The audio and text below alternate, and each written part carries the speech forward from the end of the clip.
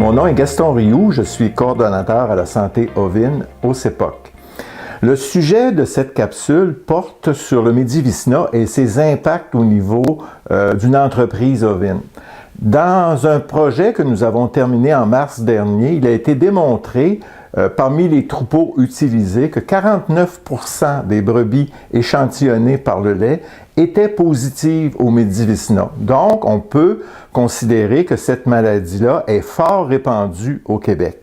Par contre, quels sont les impacts que peut avoir le Medivicina dans un troupeau, que ce soit des impacts au niveau santé globale du troupeau, mortalité néonatale et aussi des impacts financiers. Présentement, il y a peu d'études mondialement qui ont pu démontrer cet impact-là, mais on a eu la chance, à l'aide des bergeries marovines qui sont en processus d'assainissement, d'avoir une partie de troupeau complètement positive et une partie de troupeau complètement négative, où on a pu voir et comparer dans chaque troupeau les impacts que le Medivicina a pu avoir dans cette entreprise.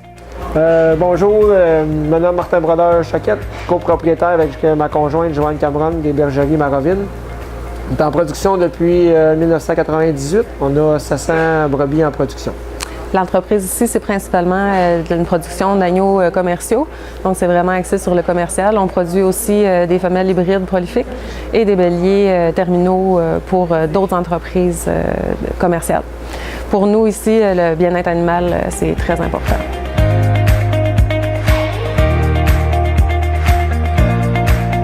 Aux bergeries Marovines, on a une grande proportion du troupeau qui est des sujets de race pure, mais aussi une grande proportion qui sont des femelles hybrides prolifiques destinées à produire des agneaux de marché. La production d'agneaux lourds a toujours été le premier produit. Comme toutes les entreprises ovines au Québec, c'est essentiel d'augmenter le nombre de kilos produits par brebis par année.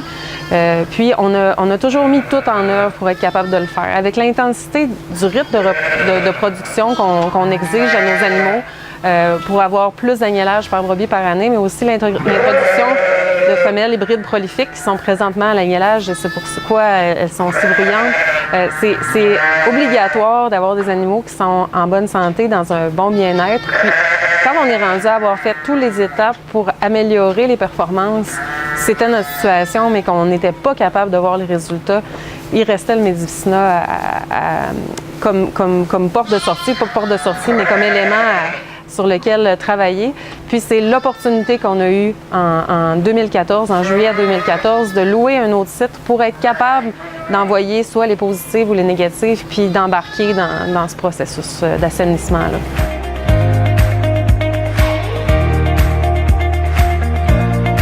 Quand on a débuté nos tests il y a bientôt 3 ans, on s'attendait à avoir un certain niveau de prévalence, mais le niveau était encore plus haut que ce à quoi on s'attendait. C'était, au total, à l'époque, c'était 70% du cheptel qui était séropositif au Medivicina. Donc, on avait beaucoup de travail. C'est évident qu'une entreprise commerciale avec 70% de femelles positives, c'est impossible de dire j'ouvre la porte du trailer et j'envoie à l'encan de la ferme 70% de mes femelles. Mais avec le deuxième site, c'était possible de continuer à faire produire 2 troupeaux, soit un troupeau de positif puis un troupeau de négatif, jusqu'à la réforme des positives, jusqu'à leur réforme en fin de vie. Puisque le troupeau ici, 100% du troupeau, incluant les femelles commerciales, sont tous soumis au programme d'évaluation génétique Genovis, bien, j'avais des statistiques à l'appui pour être capable de un peu estimer l'effet de l'assainissement du troupeau entre les 2 troupeaux, puis voir si l'investissement en valait la peine. Puis ça en vaut plus que la peine de ce qu'on a vu. Au niveau de la mortalité des agneaux, pour l'année 2016 seulement, au niveau des brebis négatives, ici on était à 11,9% de mortalité versus près de 26% au site des positives. Au niveau des brebis, parce que c'est elles, dans le fond, qui sont les séropositives, c'est là que c'est le plus frappant. Au niveau du pourcentage de mortalité de brebis à la ferme, c'était 7% dans l'ensemble de l'entreprise, mais 80% des femelles qui sont mortes à la ferme étaient des femelles positives, qui pouvaient mourir soit des suites d'une toxémie de gestation, d'un amaigrissement, d'une mortalité subite suite à l'agnellage. C'est souvent des brebis qu'on entendait respirer plus fort quand on est à l'autre ferme comparativement à la ferme des négatives. aussi. Même chose au niveau du taux de réforme des brebis, donc la réforme, le choix là, des brebis qui sont improductives. On était à 17 pour l'ensemble de l'entreprise, mais c'est 70 des femelles du troupeau positif qui étaient réformées. Puis la cause, c'est qu'ils ne faisaient pas assez de lait, ils n'étaient pas capables d'élever. Souvent, un agneau était suffisant pour des femelles prolifiques. C'est pas acceptable. Donc, cette voie d'assainissement-là, pour nous, était essentielle, autant pour le bien-être des animaux, qui sont les négatifs, que pour la santé financière de l'entreprise.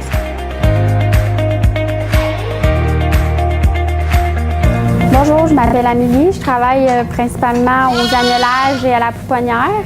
Ici, pour le bien-être des animaux, on retire le 3e bébé aux agnelles. On en laisse seulement 2. Puis, on laisse aucun quadruplet aux brebis non plus. On les amène à l'allaitement artificiel. C'est pour ça qu'on en a quand même beaucoup.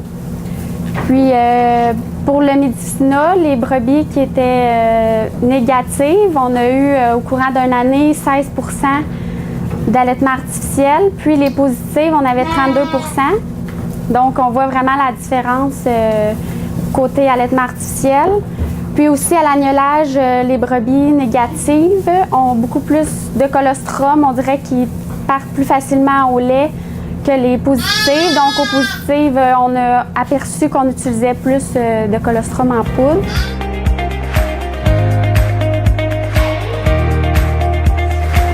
Bien, pour ma part, les principales observations de santé animale dans le troupeau avant l'implantation du programme Medivicina, c'était un état de santé général qui pouvait être moyen selon les périodes, avec une bonne présence de pneumonie, puis malgré l'implantation de bonnes mesures de régie pour essayer d'améliorer la situation des agneaux avec des problèmes de pneumonie, de diarrhée néonatale, d'arthrite aussi, on n'arrivait pas à améliorer la santé de façon importante.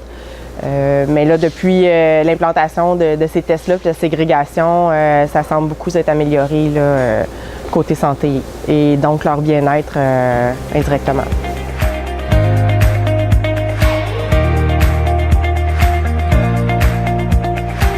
Avant l'implantation, on a toujours travaillé beaucoup avec Annie au niveau de médecine préventive. Ici, dans le troupeau, on est très sévère sur les états de chair, puis on laisse l'espace aux animaux, mais malgré tout ce qu'on faisait, tout le travail qu'on mettait en place, on n'était pas capable de réduire le taux de mortalité des agneaux. Fait qu'on voyait une diminution avec les mesures préventives, lavage, désinfection, réduction de la densité animale, programme alimentaire, etc., vaccination.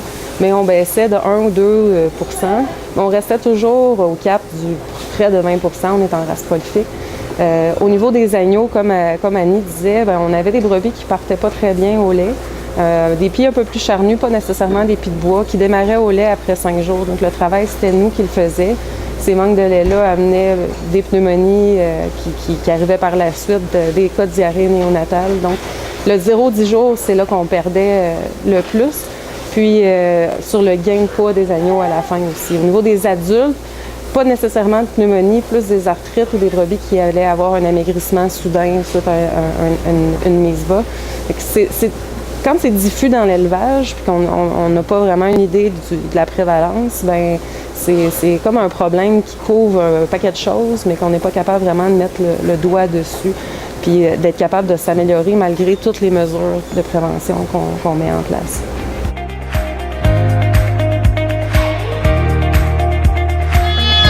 À la bergerie, ici, depuis toujours, on fait une sélection sur la conformation des pieds. On va noter différentes choses, dont la texture, parce qu'on veut qu'elle soit molle, qu'elle soit souple. C'est une brebis qui va avoir beaucoup de lait. On ne veut pas de texture chaireuse.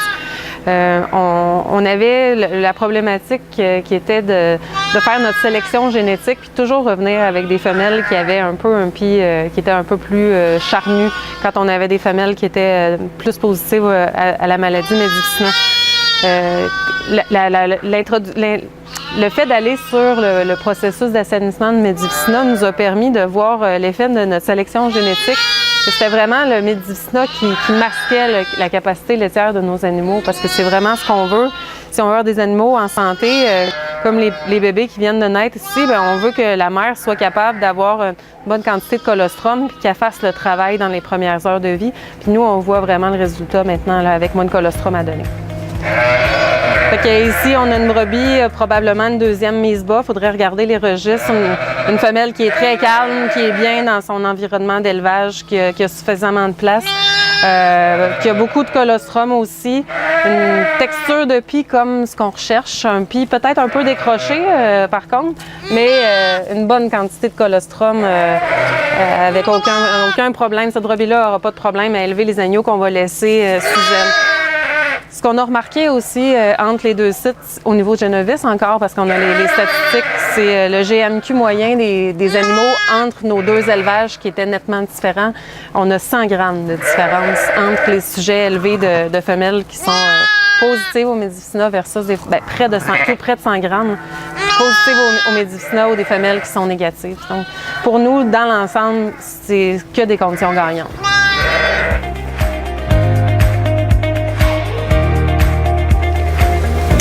Bien, pour moi, en tant que vétérinaire, suite à l'implantation du programme de contrôle de Medivicina, il y a vraiment une amélioration du bien-être général du troupeau.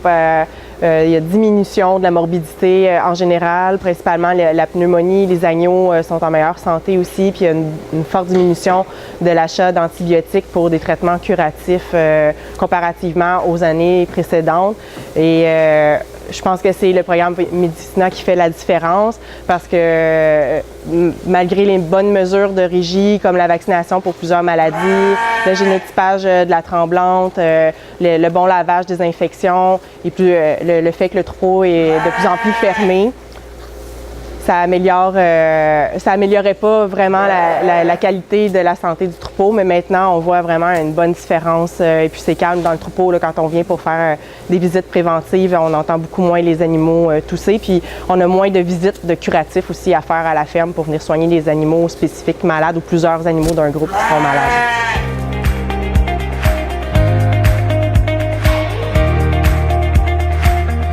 Pour terminer, le passage sur le Medicina pour notre entreprise a apporté que des points positifs. Malgré le coût, on va continuer dans le processus. Le troupeau de positives a été liquidé, donc maintenant on n'a que des négatives. On n'a pas encore atteint de statut, mais on va continuer jusqu'à l'atteinte du statut or. On a présentement moins que 1%, puis malgré les coûts que ça représente, parce qu'il faut tester l'ensemble des animaux, ce qui représente un bon cheptel au moins 2 fois par année, mais on va continuer parce que pour tous les paramètres qu'on a vus, qu'on a pu voir, la mortalité des brebis, la longévité des brebis qui va être améliorée, le nombre de kilos sevrés des brebis qui sont en meilleure santé, des agneaux qui démarrent mieux leur vie avec plus de colostrum puis des gains supérieurs, bien c'est un coût qui va s'amortir puis qui va faire que pour une entreprise qui est en croissance avec un cheptel beaucoup plus grand qu'on veut avoir, bien il faut s'enligner vers ça. J'encourage, moi, tous les producteurs commerciaux, même si ça semble impossible, à se trouver les façons de passer sur le passage pour le Medivicina, de travailler pour le bien-être animal des animaux. Puis quand on a fait tout ce qui était en notre pouvoir, puis que les conditions restent encore, la productivité limitée, bien peut-être que c'est l'étape à faire. Et pour tous les producteurs qui démarrent en production, moi, c'est sûr que j'encourage à aller chercher des animaux qui sont négatifs à cette maladie-là seulement pour partir dans les conditions qui sont gagnantes. En conclusion, il a été clairement démontré dans cette capsule l'avantage d'un processus d'assainissement d'un troupeau en comparant les données zootechniques d'un troupeau positif versus un troupeau négatif. Ici, la mortalité néonatale a diminué de 14%, soit de moitié au niveau de la mortalité néonatale. Imaginez si à l'échelle du Québec, les entreprises pouvaient diminuer de moitié leur mortalité néonatale, les avantages économique que ça pourrait avoir pour chaque entreprise et pour l'industrie au complet. Quand on sait aussi, par rapport au projet d'étude sur la santé du pie, que 49% des brebis échantillonnées étaient positives, tout cela nous porte à réfléchir et à travailler encore plus sur des processus d'assainissement et sur la démonstration des bienfaits économiques et de santé de nos troupeaux et du bien-être de nos animaux au niveau de l'assainissement au Medivicina.